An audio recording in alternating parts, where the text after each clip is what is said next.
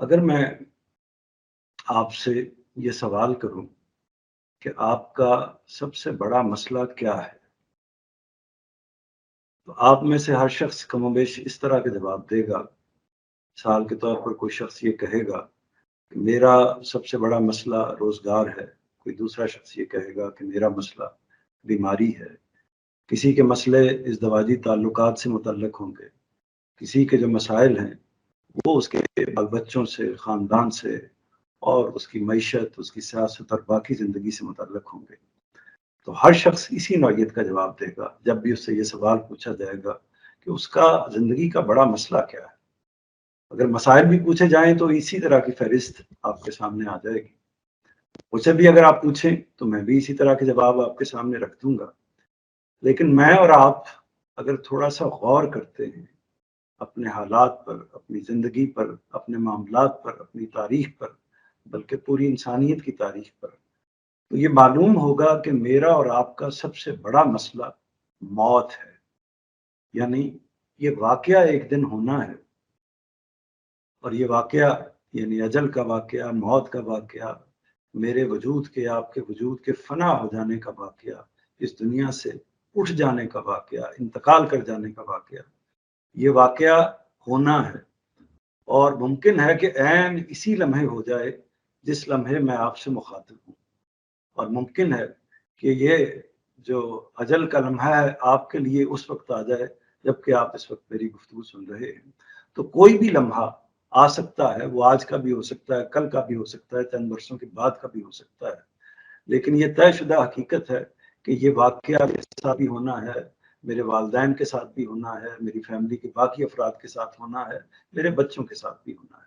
تو یہ وہ مسئلہ ہے جو ہم کہہ سکتے ہیں کہ سب سے بڑا مسئلہ ہے، اور اگر یہ کہا جائے تو غلط نہ ہوگا کہ تمام مسئلوں پر حاوی ہے، بلکہ مزید اگر یہ کہا جائے کہ یہ تمام مسائل کو نگل جانے والا ہے، کیونکہ جب یہ مسئلہ آتا ہے، جب موت واقع ہوتی ہے تو انسان کے تمام مسائل، اس کی تمام پریشانیاں یک لخت ختم ہو جاتی ہیں۔ وہ ان پریشانیوں سے، ان معاملات سے اور دنیا کے چکروں سے نکل کر کے نہیں اور چلا جاتا ہے۔ تو واضح ہوا کہ میں نے عرض کیا کہ اگر آپ سے میں پوچھوں تو مسئلہ کیا ہے، تو آپ ہو سکتا ہے کچھ اور بات کہیں، لیکن حقیقی بات یہ ہے کہ میرا اور آپ کا سب سے بڑا مسئلہ موت ہے۔ اچھا، اس پر بھی اگر ہم تھوڑا سا مزید غور کریں موت کے حوالے سے،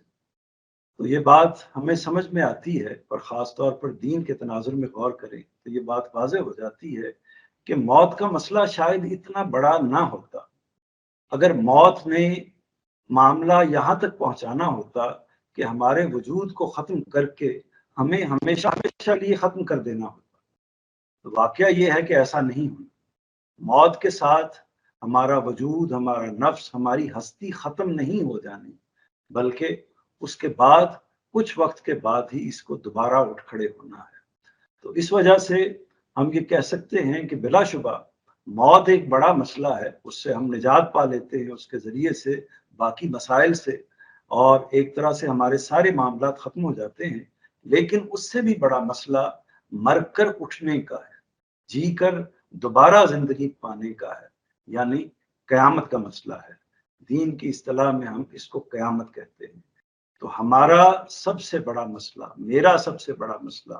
میرے بچوں کا، آپ کے بچوں کا، تمام انسانوں کا، تمام انسانیت کا جو سب سے بڑا مسئلہ مجھے اور آپ کو اور تمام انسانیت کو درپیش ہے، وہ مسئلہ قیامت کا درپیش ہے کہ قیامت آنے والی ہے، قیامت آ کر رہنی ہے۔ ایک دن یہ واقعہ ہونا ہے کہ میں نے، آپ نے اس دنیا سے چلے جانا ہے، اور چلے جانے کے بعد پھر مر کر مٹی نہیں ہو جانا، بلکہ اس مٹی میں سے دوبارہ اٹھ کھڑے ہونا ہے۔ ہمیں نئی زندگی ملنی ہے، اور وہ نئی زندگی اس طرح کی زندگی نہیں ہوگی، یعنی چند روزہ زندگی نہیں ہوگی، بلکہ ہمیشگی کی زندگی ہوگی، ابدی زندگی ہوگی۔ اور اس میں بھی معاملہ محض یہ نہیں ہے کہ اس طرح ہمیں کچھ زندگی گزارنے کا موقع مل جائے گا، ہم اپنی مرضی سے جو کچھ کرتے ہیں وہ کرنا شروع کر دیں گے، بلکہ اس زندگی کا معاملہ حساب و کتاب پر مبنی ہوگا، اور اس حساب و کتاب کے حوالے سے اجر و ثواب کا تعین ہوگا۔ یعنی جو کچھ ہم نے اس زندگی میں کیا ہوا ہے، اس میں جو کچھ بھی معاملات ہم نے اچھے کیے ہیں، برے کیے ہیں، وہ ہمارے سامنے رکھ دیے جائیں گے، ان کا حساب کتاب ہوگا۔ اگر ہم اس معاملے میں کامیاب ہوتے ہیں، اگر ہمارے اجر زیادہ ہوتے ہیں، اگر ہم اللہ تعالیٰ کی منشا کے مطابق اپنی زندگی گزار کر ایک کامیابی کی سند حاصل کرتے ہیں، تو اس کا مطلب یہ ہے کہ کامیابی قیامت کے دن ایک طرح سے کامیابی قدم دیکھیں گے، یا کہہ سکتے ہیں کہ کامیابی ہمارے قدم چومیں گی۔ لیکن اگر معاملہ اس کے برعکس ہوتا ہے تو پھر ابدی جہنم ہے، کہہ سکتے ہیں کہ ہمیشہ ہمیشہ کی ذلت، خاری اور ایک تکلیفوں اور مصائب کی زندگی ہے، جس میں پھر شاید کوئی تبدیلی نہیں ہوگی۔ تو یہ واقعہ ہے، قیامت کا واقعہ ہے، جو ہمارا سب سے بڑا مسئلہ ہے، اور جو اس طرح ہمارے سامنے ہے جیسے میں اور آپ ایک دوسرے کو دیکھ رہے ہیں، جیسے سورج اس وقت طلوع ہے، جیسے دن اس وقت موجود ہے، جیسے اس وقت کائنات موجود ہے، جیسے اس وقت ہم اپنی ذات کا، اپنے ارد گرد کا شعور رکھتے ہیں۔ اس سے بھی شاید بڑی حقیقت ہے، اس سے بھی شاید بڑا واقعہ ہے کہ قیامت واقع ہونے والی ہے، قیامت آنے والی ہے۔ اب اس میں جو ایک اگلی بات پیدا ہوتی ہے کہ اگر یہاں یہ معاملہ ہے کہ قیامت کے موقع پر جب ہمیں اٹھنا ہے تو اس موقع پر ہمارا حساب کتاب ہونا ہے، اور اس کے نتیجے میں ہمیں جزا و سزا سے ایک طریقے سے نبرد آزما ہونا ہے۔ اگر صورتحال یہ ہے تو پھر یہ سوال پیدا ہوتا ہے کہ اس دنیا میں وہ کیا طریقہ اختیار کیا جائے، کس منزل کو حاصل کیا جائے جس کے نتیجے میں ہم قیامت میں، آخرت میں سرخروئی حاصل کر سکیں، اس جگہ پر ہم کامیابی حاصل کر سکیں، اور بالآخر اللہ کی جنت میں اپنا بسیرا کر سکیں۔ تو اس کی صورت کیا ہے؟ اگر ہم دین کا مطالعہ کرتے ہیں، اگر ہم انبیاء کی تعلیمات کا مطالعہ کرتے ہیں، اور یاد رہے کہ انبیاء بھی اصل میں اسی تذکیر کے لیے آتے ہیں، انبیاء یہی بتانے کے لیے آتے ہیں کہ قیامت آنے والی ہے، اور انبیاء کی جتنی بھی تعلیمات ہیں، کتابیں ہیں، دین کے تمام مباحث ہیں، وہ اصلاً انسان کو اس معاملے میں بیدار کرنے کے لیے کھڑے ہوتے ہیں کہ اصل میں قیامت آنے والی ہے، آپ لوگوں نے جی کر اٹھنا ہے، اور پھر خداوند عالم کے حضور میں پیش ہو کر اپنے معاملات کا حساب دینا ہے، اور اس کے بعد جزا و سزا کا معاملہ ہوگا۔ تو یہ ساری صورتحال جو ہے، اس کی تلقین، اس کی تبلیغ، اس کی یاد دہانی پیغمبر کرتے ہیں، اور اللہ کی کتابیں بھی کرتی ہیں۔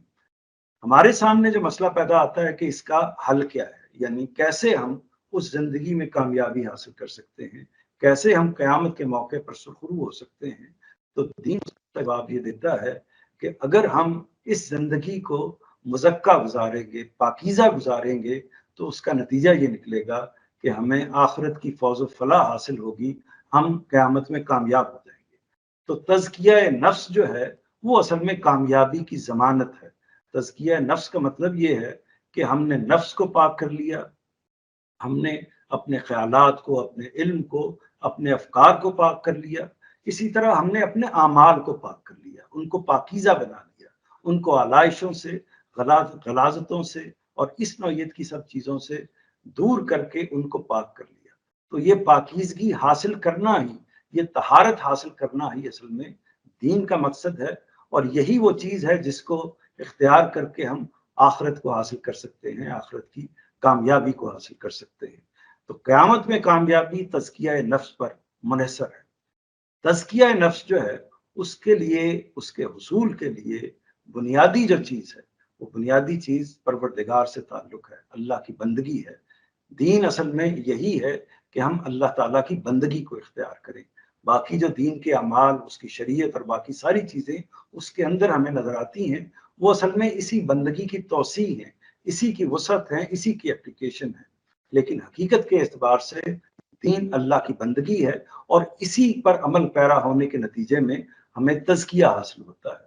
دین ہماری فطرت کے اندر موجود ہے، لیکن انبیاء جو دین لے کر آئے ہیں، انہوں نے عبادات کے جو طریقے بتائے ہیں، اس میں اگر ہم عبادت کی